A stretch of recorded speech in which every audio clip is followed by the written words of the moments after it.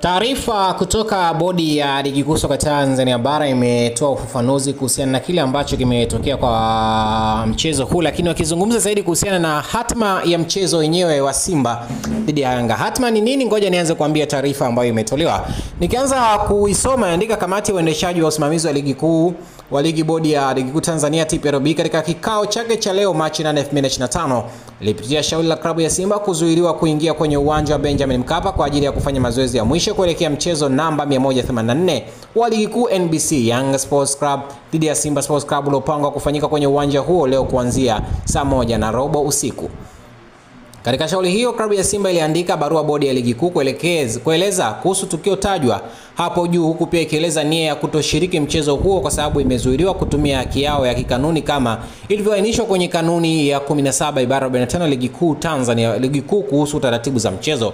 Baada ya kupokea barua hiyo, bodi ya ligi iliwaagiza maofisa wake wa mchezo ambao walishuhudia tukio hilo kutuma taarifa ya tukio haraka ili hatua zinazostahili ziweze kuchukuliwa, ikiwemo kuitishwa kwa kikao cha dharura cha kamati ya uendeshaji na usimamizi wa ligi.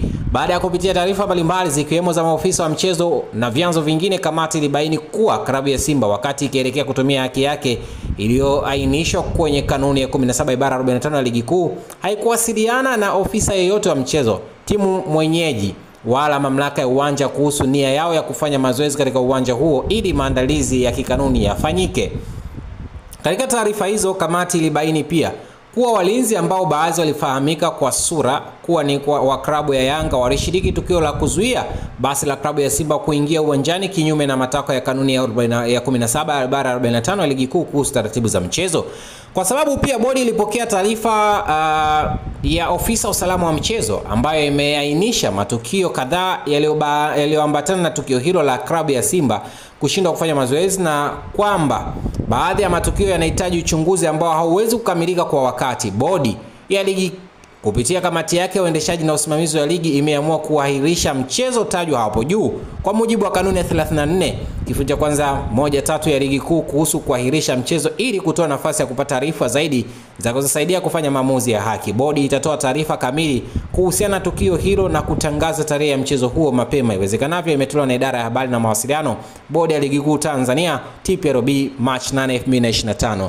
Hiki ndicho ama ndio maamuzi hatimaye yaliyofikiwa kutokana na kile ambacho kimetokea ama sintofahamu iliyotokea katika uwanja wa Benjamin Mkapa jijini Dar es Salaam. Na hatma rasmi ya mchezo huu ni kwamba mechi imehairishwa. Yapi maoni yako katika hili, mtazamaji na mfuatiliaji wa Bugani TV? Ukitueleza zaidi maoni yako wewe ni yapi mara baada ya mechi ya Simba na Yanga kuhairishwa? Tuandikie hapo kwenye uwanja wa comments, tuambie, je, wewe una maoni gani baada ya mechi ya Simba na Yanga kuhairishwa? Tuandikie hapo.